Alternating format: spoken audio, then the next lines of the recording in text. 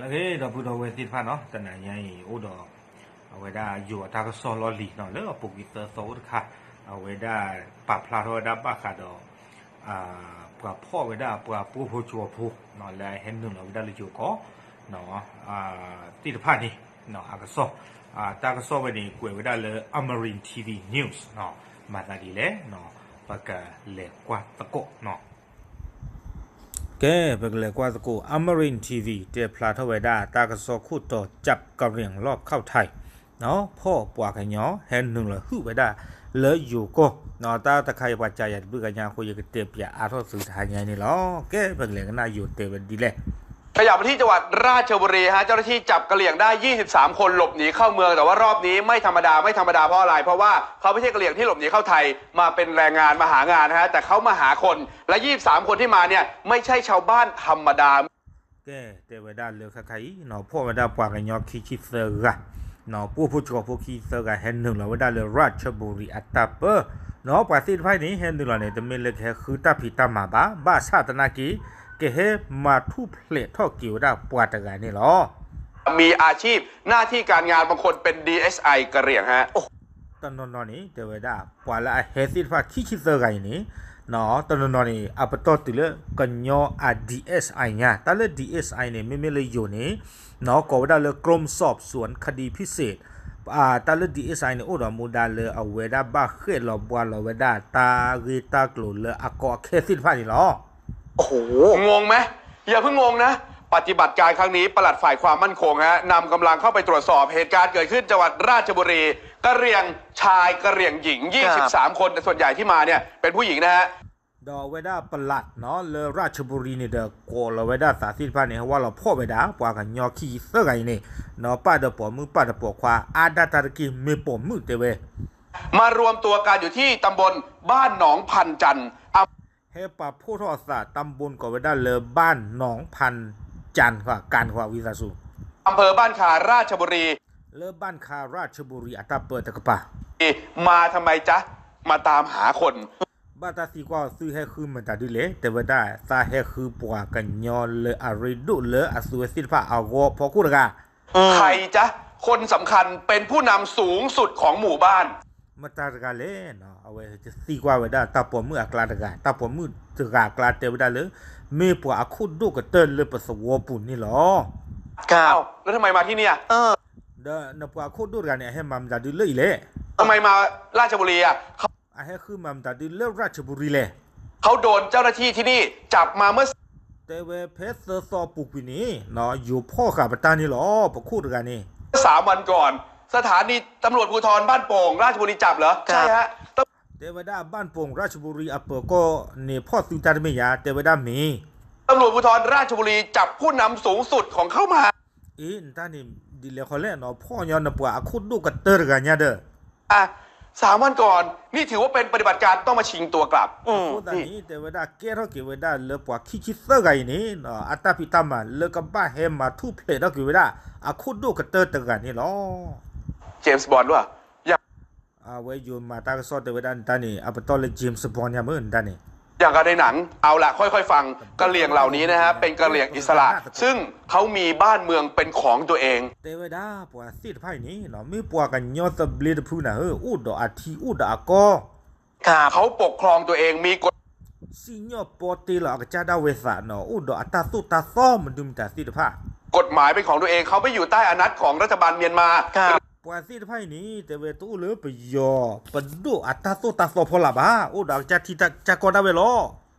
หรือพม่าฮะเขามีหน้าที่ของตัวเองมีระบบการปกครองเป็นของตัวเองโอ้ดออาทิโกอัตราโซตาโซตาเบลดิสดกอดบีปาลาเวดาโซและเรื่องของเรื่องเนี่ยมีฤาษีท่านหนึ่งซึ่งเป็นผู้นำสูงสุดด้านจิตวิญญาณเป็นคนสั่งการมางานนี้ฤาษีท่านนี้คือฤาษีโสจิตรดาดอเทเวดาเนาะเลออาซูเวอาทิอากอบุนี่เนาะเลอปวกันยอเลอสุที่เลตากอสิทธิ์ไพ่นี่ซิเน่เลออาทิอากอบุนี่เนาะอาเวดาอากาจาดุกเตอร์กันเนี่ยปกวดาผู้อีสิยูโลเวดามีเลโสจิตรดา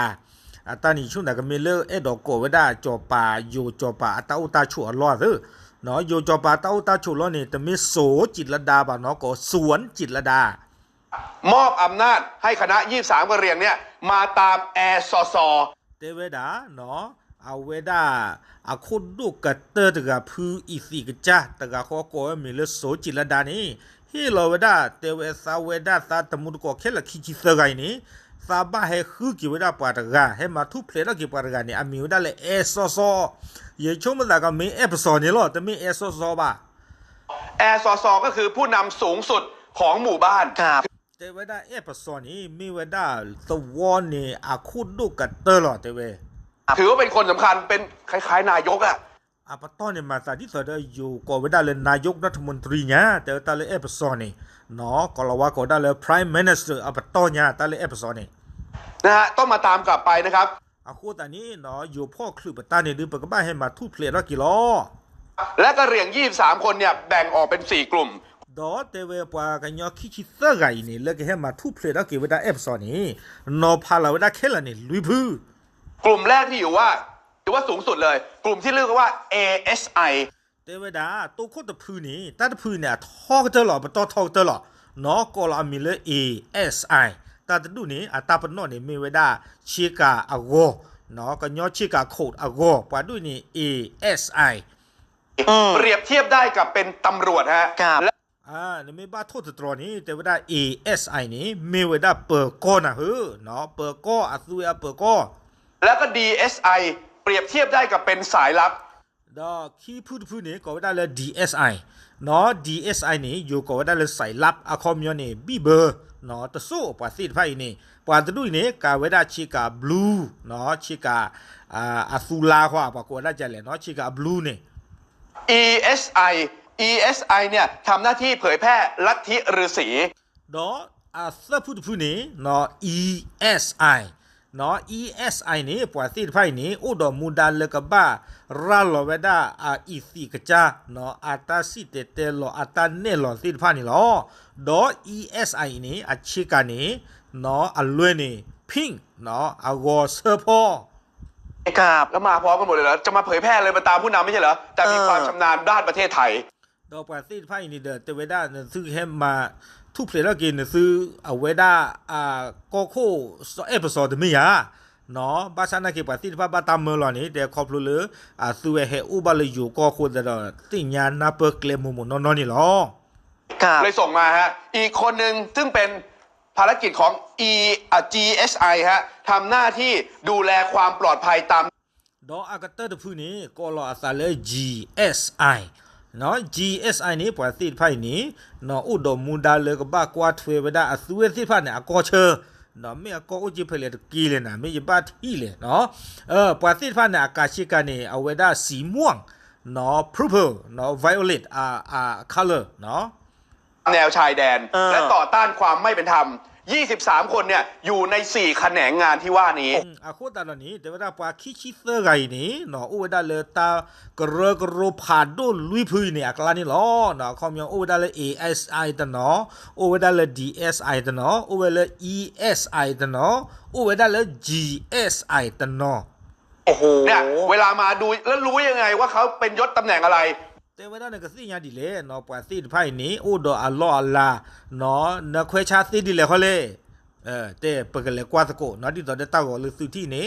DSI นี้อาชีพกับ blue เนี่ยที่อ่ะเนาะอุดก็ได้ current 144อุดก็ชออุดว่าเนี่ยอพาลาเนี่ยกูแล้วได้ DSI ดูยศตำแหน่งหน้าที่ให้ดูที่สีเสื้อเขาแบ่งแยกหน่วยงานเลยใช่ไหมฮะใส่เสื้อถึงจะรู้ว่าคนแต่ละคนเนี่ยตำแหน่งหน้าที่เป็นยังไงเสื้อคลุมจะมีสีต่างๆและเสื้อ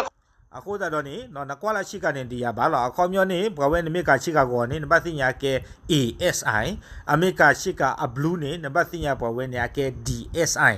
คลุมแต่ละสีเนี่ยก็จะมีโลโก้สังกัดอยู่ด้วยมีผ้าพันคอผ้าโพกหัวนี่เครื่องแบบนะฮะไม่ได้ร้อนหรือไม่เย็นจะใส่นะนี่คือเครื่องแบบที่ทุกคนต้องใส่အဝေးနေမေဝဒယူနီဖောင်းနော်လပွားကိုနောကတဲ့ကပကဝေဒနီလောနော်ပွားကိုနောကတဲ့ကပကဝေဒနီလောและจะสร้อยคอไม่ใส่สร้อยประคำนะเป็นเม็ดเล็กเม็ดใหญ่ที่จะดอกปาสิไพ่นี่เด้อโสเวดาเพนน่ะเนาะแต่โสเวดาเพลีเลปลีมึงชื่อมึงว่าแต่ว่าโสเวดาเลเพนน่ะจะมีหมดและทุกคนก็จะมีบัตรประจำตัวอย่างชัดเจน ก็กะเดนี่อุดอเอาเวดาปกติจะเลยลีเนาะเอาเวอัตากอเลยอัตาพิตามันเนี่ยอัตากอดาเวตะกะดาเวสื่อนะฮะนับถือเป็นศาสนาพุทธก็จริงนะนับถือฤาษีกันทั้งหมู่บ้านไม่ เก็บว่าบูบาสอคาตาบาเนาะบาสนาเกดอเก็บว่าละอจูอันนาเวดาอีสิตะกะขอเลอะกอลมิโซจิตละดาตะกะนี่ดอสวอเนาะจุกินาเกวดาอีสิตะกะนี่ดอสวอนี่หรอไม่กินเนื้อสัตว์ด้วยดอตอตาพุตาลีตอตาพิตาญาบาเตวปาสิพานี่เซซาลุเลหรอเตเวดาตามรายงานว่าอย่างนี้เลยนะฮะ23 คนเนี่ยถือว่าเป็นกะเหรี่ยงอิสระที่มีภารกิจสำคัญมาชิงตัวผู้นำกลับหมู่บ้านฮะเนาะปาคิเซอร์ไงนี่แต่เวดาดูนี่บาเวดาตากันลือเนาะและอัสราอีสิผัดดูคุกเลกเตอร์กันนี่เนาะเลกบาเฮมาทุเพลเท่าเกเวดาเอฟซอนนี่หรออย่างเมาเนี่ยอยู่ในกลุ่มของ GSI ดิสเดอร์ตาผมมือถืออเมริกาเลยเมาเนาะเมาตะไงนี่เอาเวดาเลย GSI อักรูเนาะอาชิกานี่เนาะ violet a color เนาะ purple a color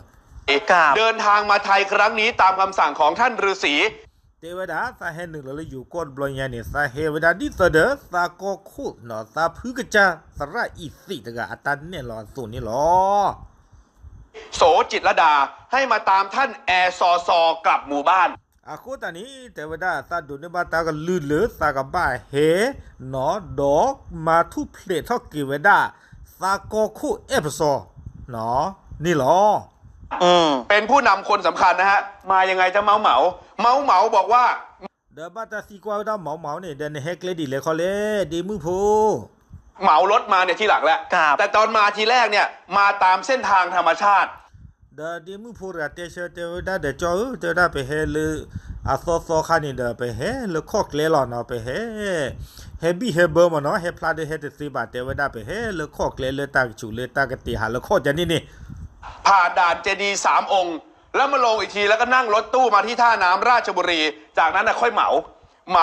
ดาวิบลอนนี่เฮเวเดชอเนี่ยโดทอเบอร์สกาไม่โดทอเคลียร์จันนี่หมอน้องเอารถบัสมาที่หนองพันจันทร์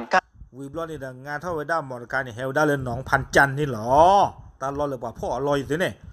พอมาหนองพันจันทร์ไปไหนต่อดีนี่ราชบุรีแล้วสพอยู่ไหนยังไม่รู้เลยแต่ตอนนั้นแหละโดนเจ้าหน้าที่ควบคุมตัวซะก่อน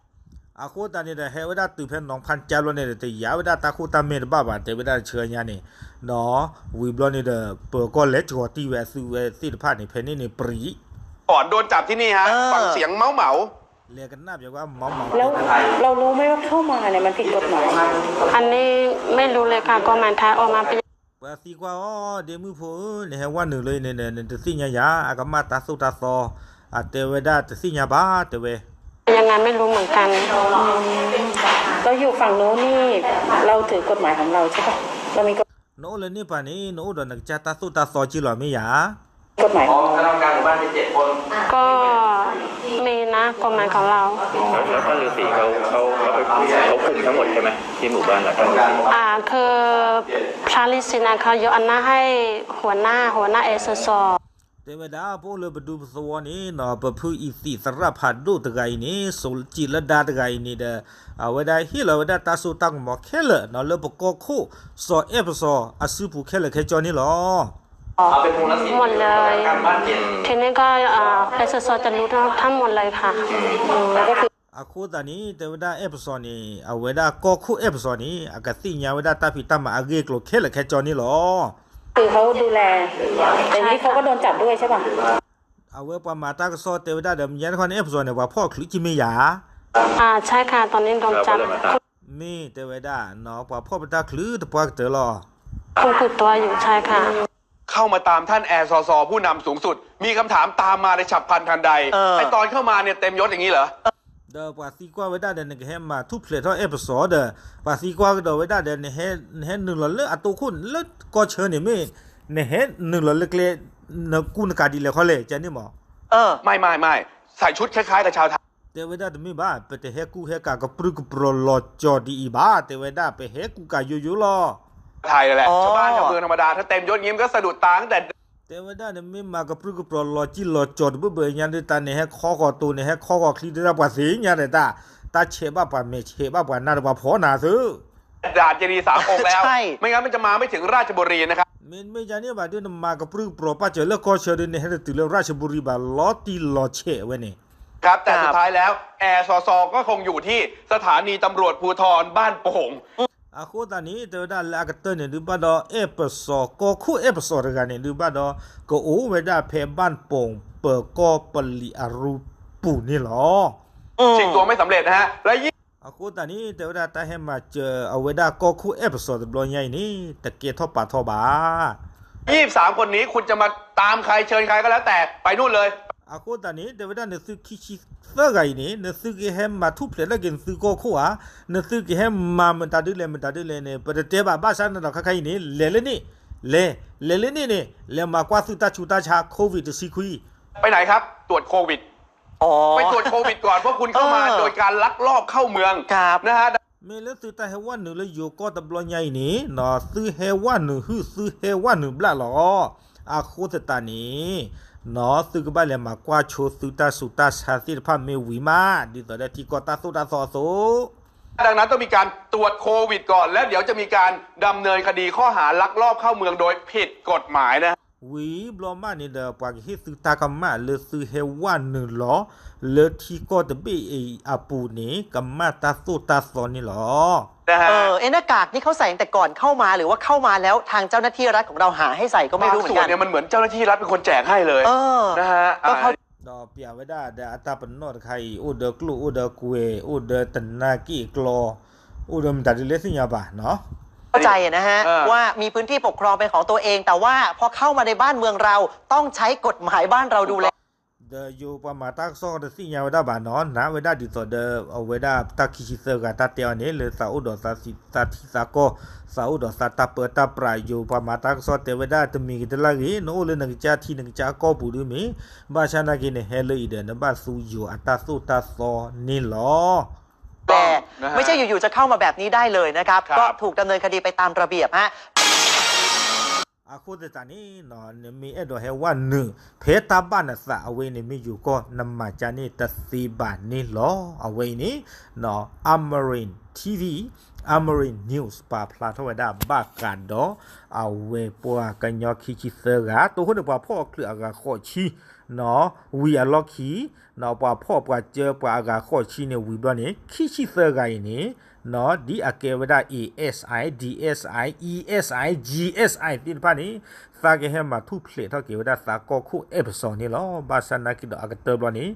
เนาะบาตาพ่อคือตะปูขอเคลเคจอนี่ลอเนาะเอาไว้นี่มีเวดาตากสอดคาเลปวสีกว่ายาอากาอามาอาคูดตานี่ดีโยตากสอปาพลาทเวดาโซเยเตปยากีซึนี่ลอเนาะดอดูสิญาชูปะเจตมุรโกสิพาเทลอเนาะตาบลือลอ